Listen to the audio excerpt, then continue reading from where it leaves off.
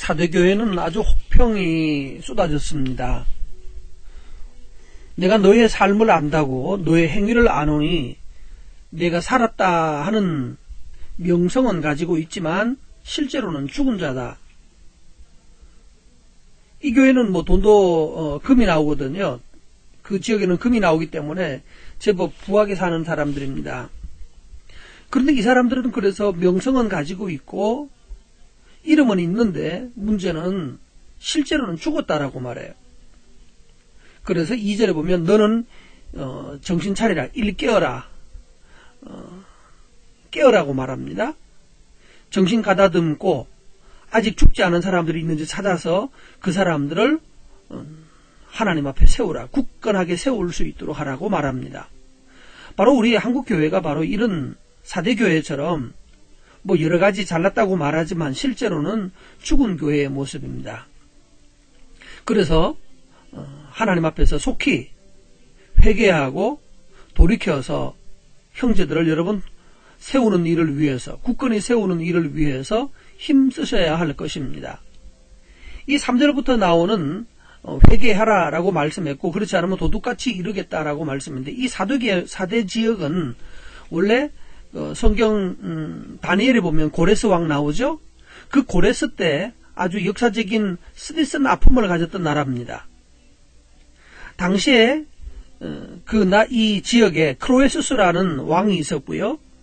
바로 이 크로에수스가 고레스 왕이 침공을 하니까 얼른 사대교회가 있는 바로 이쪽으로 원래 있던 성을 버리고 사대 쪽으로 들어와서 그 사대에 있는 성에 들어갔습니다. 그러면서 이 성은 천년 요새지고 또 여기는 뭐 누구도 공격하기 어려우니까 여기서는 안전할 거야 라고 하면서 안심하고 있었습니다. 그런데 바로 그때 안심하자마자 바로 고레스의 군대가 침공에 들어와서 결국 성을 포위했고, 포위한 지 2주 만에 이 성은 완전 함락이 되어버립니다. 그래서 크레수스가 고레스 앞에 나가서 무릎을 꿇고 사정을 합니다. 살려달라고. 바로 이런 모습입니다.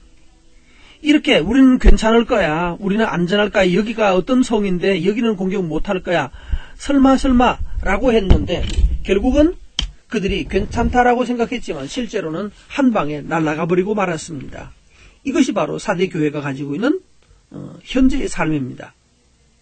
여러 가지를 우리는 괜찮다라고 하지만 실제로는 아무 산 모습이 아니라 무너질 그런 모습을 가지고 있습니다. 그런데 한 가지 주의할 점이 있습니다. 여러분, 세상의 교회가 아무리 타락을 하고 세상에 있는 성도들이 아무리 문제가 많다고 하더라도 설령 살았다고 하는 이름만 있고 죽은 그런 교회 같고 그런 성도 같다 할지라도 꼭 기억하십시오. 세상이 다 그렇다 할지라도 모두 다 그러는 것은 아닙니다. 4절에 보시면 옷을 더럽히지 않은 자 몇 명이 있다라고 말했고, 이 흰옷 입은 사람들은 예수님이 그 이름을 지우지 않고 예수님이 시인하시겠다라고 말씀하셨어요.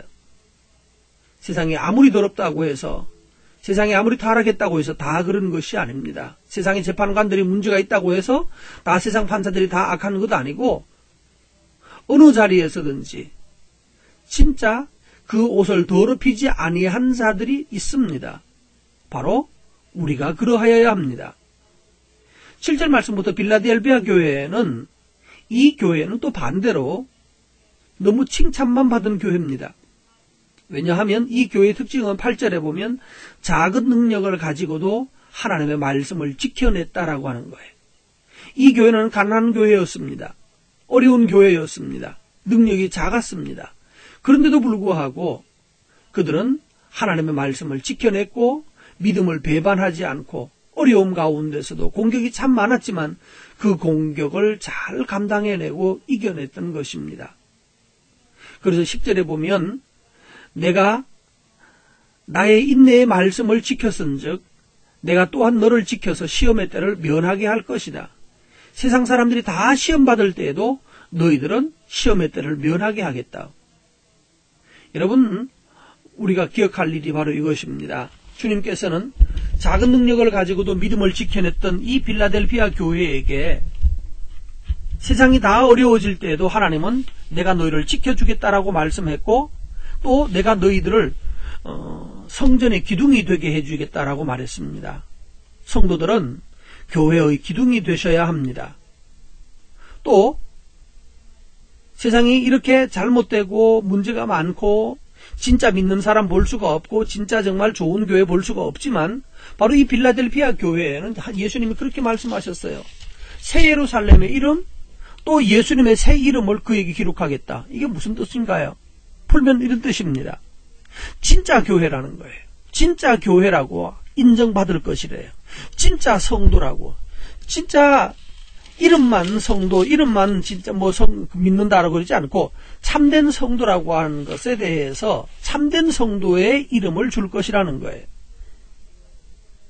바로 그래서 이것이 9절 말씀에 보면 자칭 유대인이라고 말하면서 사탄에게 속해 있던 사람들이 몇 사람이 돌아와서 이 빌라델피아 교회에 들어와서 회개하고 돌아온다는 얘기합니다. 이런 일을 통하여서 내가 빌라델피아 교회 너를 얼마나 사랑하는 줄을 사람들에게 알리겠다라고 말씀하셨어요.